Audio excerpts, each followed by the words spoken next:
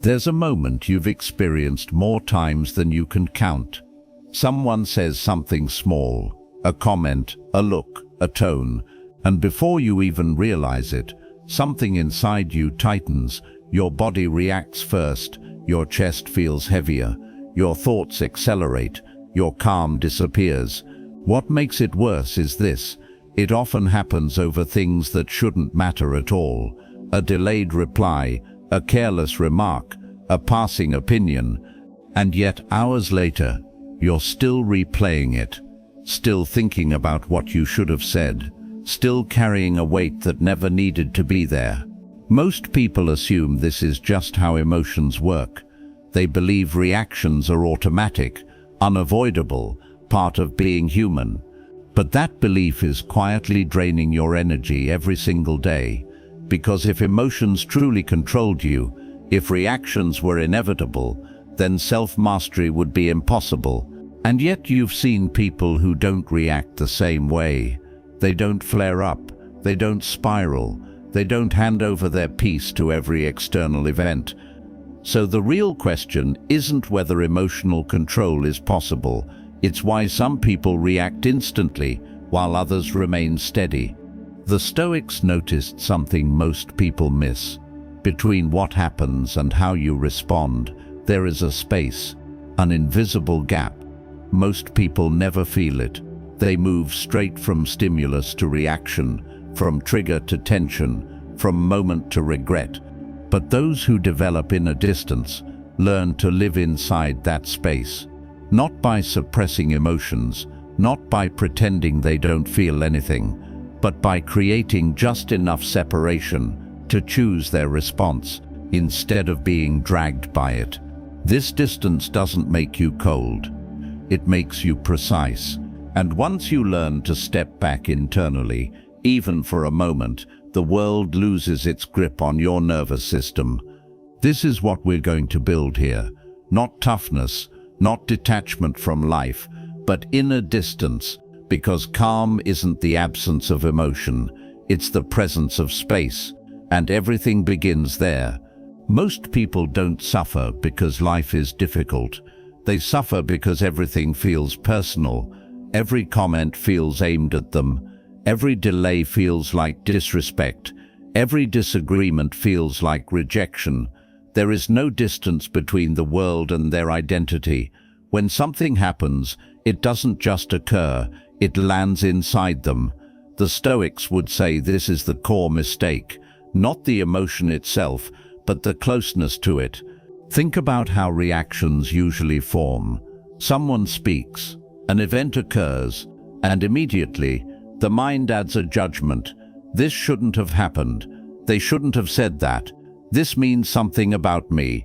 That judgment collapses the space. It pulls the event inward until it feels like part of who you are. At that point, emotion is no longer optional. It feels compulsory. This is why telling yourself to calm down never works.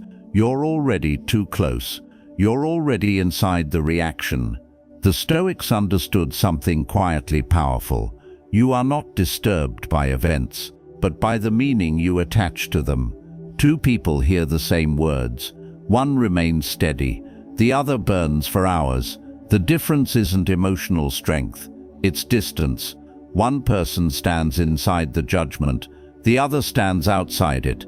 Inner distance begins the moment you stop merging with impressions, when you stop treating every thought as a verdict and every feeling as an order. This doesn't require detachment from life, it requires separation from immediacy. To see a thought without becoming it, to feel an emotion without obeying it. Most people never practice this.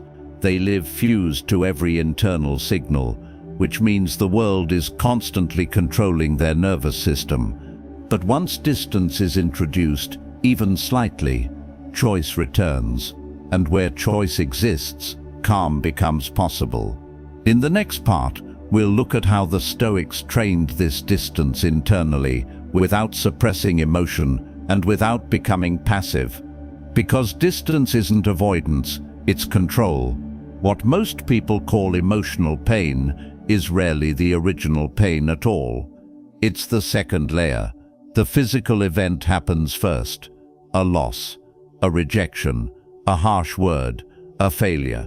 That initial discomfort is unavoidable. It is brief, it is real, and it is limited, but what follows is optional. Psychological pain begins when the mind starts narrating the event. It adds meaning, it adds identity, it adds time. This shouldn't have happened. This always happens to me. This proves something is wrong with me. This will never end. Notice what just happened. The pain is no longer about the event. It is now about the story attached to it. The Stoics were very precise here. They did not deny pain. They denied exaggeration. Epictetus warned that we suffer not because something happened, but because we judge what happened as unbearable. That judgment is the amplifier. Psychological pain stretches a moment into days, sometimes years. It pulls the past into the present and drags the future into fear. The body may have recovered, but the mind keeps reopening the wound. This is why two people can experience the same event and suffer completely different levels of pain. One experiences the moment, the other relives it. One allows discomfort to pass, the other rehearses it. This is also why overthinking feels painful. The thinking itself is not neutral, it reactivates emotion. Every replay strengthens the signal, every explanation adds weight, every what-if tightens the grip. And most people mistake this for depth. They think they are processing, they think they are healing, but they are feeding the amplifier. Stoicism cuts directly through this illusion. Marcus Aurelius wrote that the soul becomes dyed with the color of its thoughts, not because thoughts are powerful, but because attention gives them endurance. Psychological pain persists only as long as attention keeps returning to the story. This is the turning point. You do not need to eliminate pain. You do not need to force positivity. You do not need to suppress emotion. You only need to see the difference between what happened and what your mind is saying about it. That separation weakens the amplifier, and once that amplification stops, emotional pain returns to its natural size. Brief, manageable, human. This distinction is not philosophical, it is practical. And in the next part, we'll look at how to create that separation deliberately, not through avoidance but through a specific internal distance the Stoics trained daily. Once you see the difference between emotional pain and psychological pain, something subtle but powerful becomes possible. You no longer have to fight emotions, you don't have to suppress them, and you don't have to explain them away. Instead, you create distance. Not distance from life, but distance from the stories your mind attaches to it. The Stoics practiced this constantly. They understood that emotions feel overwhelming only when we are fully merged with them. When the mind says this shouldn't be happening, this is unfair, this means something about me, the emotion tightens, but when you notice the thought itself, something loosens. You begin to experience emotion without being consumed by it.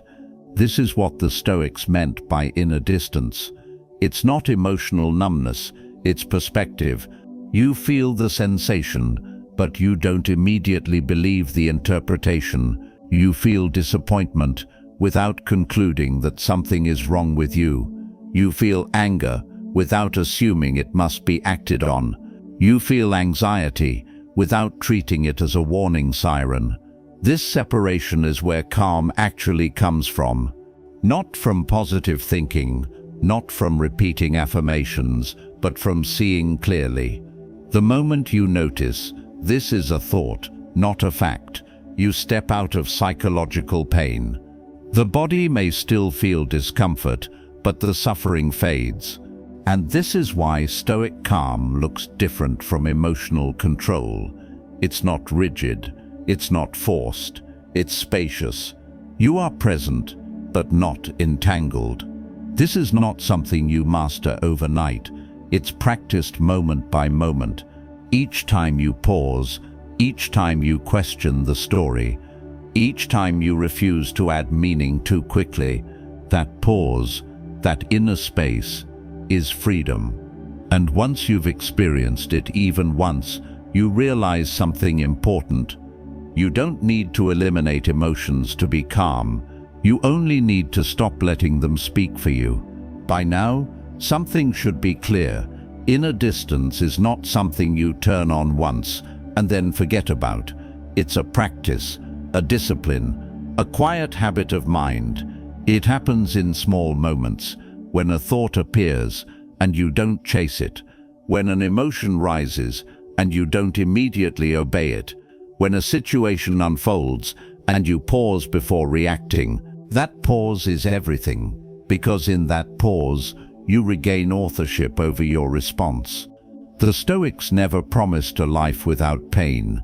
They promised a life without unnecessary suffering, and this is how they made that distinction real, not by denying emotion, not by suppressing feeling, but by refusing to add a second layer of suffering on top of what already exists. Most people feel pain and then turn it into a story. They replay it, they personalize it, they imagine intent, they build identity around it. That's not pain anymore, that's psychological suffering. And this is where many people get stuck. They think emotions are powerful, overwhelming, uncontrollable, but in the next episode, we're going to dismantle that illusion, because anger in particular feels powerful, but it isn't. It feels like strength, like certainty, like control, but it's one of the most deceptive emotional states there is. In the final video of this series, we complete the foundation. We examine the deepest source of emotional suffering, the belief that you are your emotions, and how separating identity from feeling is what finally makes calm stable, even under pressure. This is not an ending, it's the point where real strength begins,